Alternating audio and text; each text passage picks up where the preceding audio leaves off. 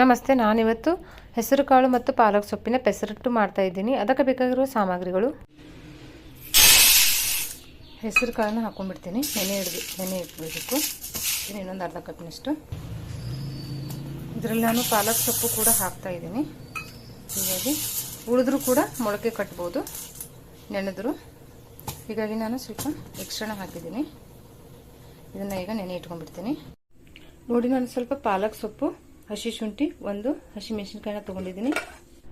ಹೆಸರು ಕಾಳು ನೆನೆದಿದೆ. ಈಗ ಇದನ್ನು ಮಿಕ್ಸಿ ಮಾಡ್ಕೊಳ್ಳೋಣ.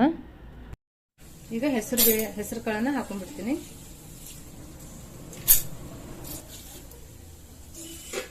ಈಗ ಇದಕ್ಕೆ ಪಾಲಕ್ ಸೊಪ್ಪನ್ನು ಹಾಕೊಂಡ್ಬಿಡ್ತೀನಿ. ಇದು ಹಸಿ ಶುಂಠಿ, ಹಸಿ ಮೆಣಸಿನ್ಕಾಯಿ. ಈಗ ಇದನ್ನು ನುಣ್ಣಗೆ ಮಿಕ್ಸಿ ಮಾಡ್ಕೊಂಡ್ಬಿಡೋಣ. ನೋಡಿ, ತುಂಬಾನೇ ಚೆನ್ನಾಗಿ ಬಂದಿದೆ. ಪಾಲಕ್ ಸೊಪ್ಪು ಹಾಕಿರೋದು ನುಣ್ಣಗೆ ರುಬ್ಕೊಂಡ್ಬಿಡಿ. ಆಮೇಲೆ ನೀವು ನೀರು ಹಾಕೋಬಹುದು. ನೀರು ಹಾಕೊಂಡು ಮಿಕ್ಸ್ ಮಾಡ್ಕೊಂಡ್ರೆ ಆಯ್ತು. ಇದಕ್ಕೆ ಸ್ವಲ್ಪ ನೀರು ಹಾಕೊಂಡು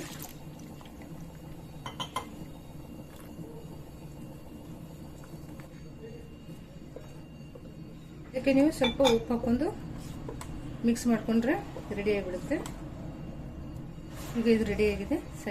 ಸೈಡ್ ತೆಗೆದಿರ್ತೀನಿ ಒಂದು 10 ನಿಮಿಷ. ಉಪ್ಪು ಹಾಕೊಂಡ್ಬಿಡಿ.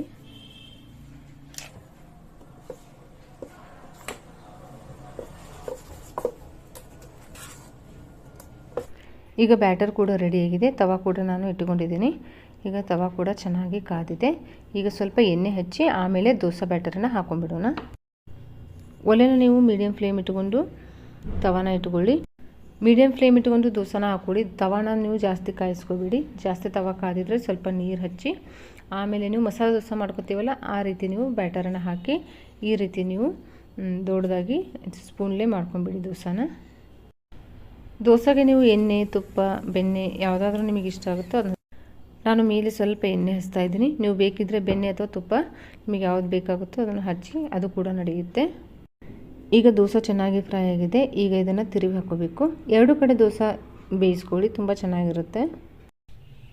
ಇದನ್ನು ನೀವು ಮಸಾಲ ದೋಸೆ ಥರ ನೀವು ಎಷ್ಟು ತೆಳ್ಳಗೆ ಹಾಕ್ತೀರೋ ಅಷ್ಟು ತೆಳ್ಳಗಾಗಿ ನೀಟಾಗಿ ಬರುತ್ತೆ. ಇನ್ನು ಯಾರೆಲ್ಲ ನನ್ನ ಚಾನಲ್ಗೆ ಸಬ್ಸ್ಕ್ರೈಬ್ ಮಾಡದೆ ನೋಡ್ತಾ ಇದ್ದೀರಾ, ಪ್ಲೀಸ್ ನನ್ನ ಚಾನಲ್ಗೆ ಸಬ್ಸ್ಕ್ರೈಬ್ ಮಾಡಿ, ಲೈಕ್ ಮಾಡಿ, ಶೇರ್ ಮಾಡಿ. ಇದನ್ನು ನೀವು ಸಾಗು ಜೊತೆ ತಿನ್ಬೋದು, ಚಟ್ನಿ ಜೊತೆ ತಿನ್ಬೋದು, ಇಲ್ಲಾಂದರೆ ಬುರ್ಜಿ, ಪನ್ನೀರ್ ಬುರ್ಜಿ, ಎಗ್ ಬುರ್ಜಿ ಇದರ ಜೊತೆ ಎಲ್ಲ ತುಂಬಾ ಚೆನ್ನಾಗಿರುತ್ತೆ. ಟ್ರೈ ಮಾಡ್ಬೋದು ನೀವು. ಇದೇ ರೀತಿನ ನೀವು ಎಲ್ಲ ದೋಸೆನೂ ಹಾಕ್ಕೊಂಬಿಡಿ. ತುಂಬಾ ಚೆನ್ನಾಗಿರುತ್ತೆ. ಒಂದ್ಸರಿ ಟ್ರೈ ಮಾಡಿ ನೋಡಿ.